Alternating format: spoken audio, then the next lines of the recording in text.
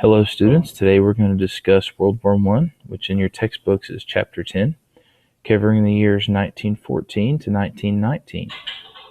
Jason, we're going to start out with the Central Powers Can you please bring the in truck this around conflict, and do a and that jump would for be the same Germany, person you jumped yesterday? Austria-Hungary, and the Ottoman Empire. Allied powers at the start of the war were Britain, France, Russia, and Serbia. So we're going to talk about four long-term causes of the war, and that would be nationalism and militarism. The first two. Nationalism we discussed in Chapter 9. It's the intense devotion to one's country, and along with that, a belief that your country is superior to others.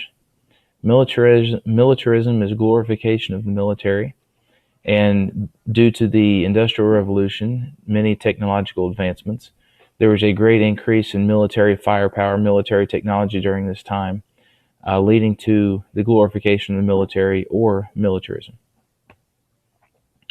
Imperialism we also discussed in Chapter 9. That's the taking of colonies. We're establishing colonies in other parts of the world for the benefit of the home country. And then alliances. Alliances is where countries join together in this instance, secret pacts to protect one another. Now, if you look at the alliance system during and before World War I, it's very, very complicated. And the fact that they were secret alliances led to a small isolated incident sort of snowballing into a worldwide conflict. A study point here is that the four main causes of World War I. Spell the word main: militarism, alliances, imperialism, and nationalism. So that's a study tip that will help you remember the four long-term causes of World War I. The actual starting point was the assassination of Archduke Francis Ferdinand by a man named Gavrilo Princip. Princip was an ethnic Serbian, and he thought that Ferdinand, which was the Archduke, was a tyrant, and he took it upon himself to assassinate the Archduke. Here's a picture of the Archduke Francis Ferdinand. He and his wife were riding in an automobile, by the way, when Gavrilo Princip walked up and shot them. So let's talk about some of the battlefield technology that came out. Again, this is also part of the glorification of the military. There were so many new military technologies out there that it caused people to take an interest and a devotion to the military that maybe hadn't been there before. So here's a list, and we're just going to walk through and look at some of these pictures. Here's a picture of a machine gun, and then soldiers wearing gas masks to prevent from gas attacks, which were so prevalent in World War I. Picture of a tank in World War I. This was also a new technology. The Western Front was the area in France that wound up being the most important battle area in the war. The Western Front was basically, it held the key. Whoever controlled the Western Front would win the war.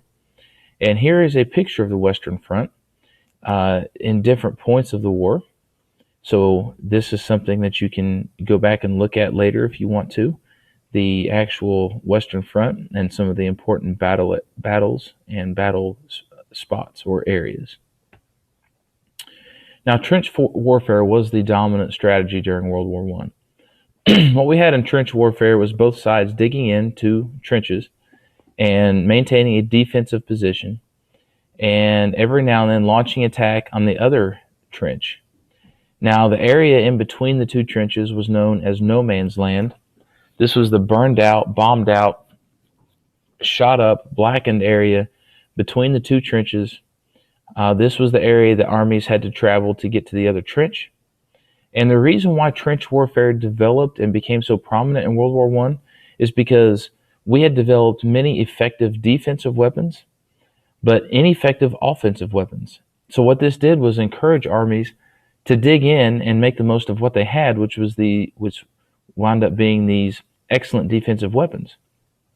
So think back to the picture that we looked at a second ago of the machine gun. That definitely could not be used as an offensive weapon. So these weapons were largely defensive in nature, which gave people an incentive to dig in to a trench and fight a defensive battle. This produced an unbelievable amount of casualties. You can think of an army running across no man's land, trying to invade a trench such as this one, and basically being a target for, massive machine guns, gas attacks, and so forth. Here's a picture of no man's land, the area of death and destruction between the two trench lines. Now, most Americans during this time, and remember, Americans were not involved in this fight yet, wanted to stay neutral. President Wilson wanted to stay neutral. A couple different reasons for this. We had 1/3 of our nation being foreign-born. So 33% of our nation was from another country, and we had strong allegiances, strong ties to countries on both sides of the conflict. So were we to get involved, it wasn't even clear initially which side we would take, because we had strong immigrant ties to both sides. However, the turning point of this attitude was when Germany invaded neutral Belgium, and this swayed U.S. opinion. Because when Germany invaded Belgium, which was neutral, they committed horrible atrocities, and again, changed American opinion about fighting in the war.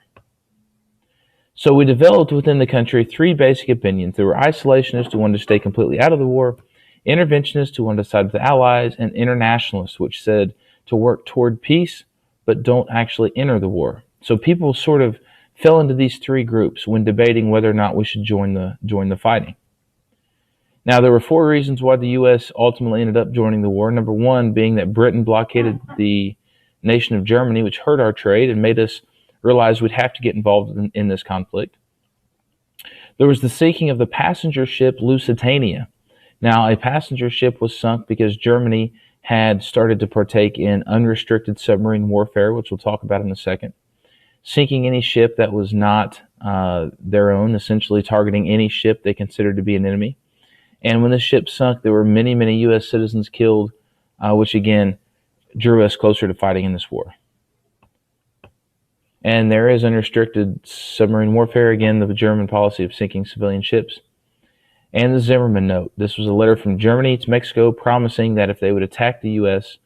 after the war, Germany would make sure that Mexico received back to them the lands we had taken from them over the years. When this was published, it turned public opinion against Germany, again, geared us up and got us into war fever, persuaded us we needed to fight in this war against the Central Powers. And that is all for part 1 of chapter 10.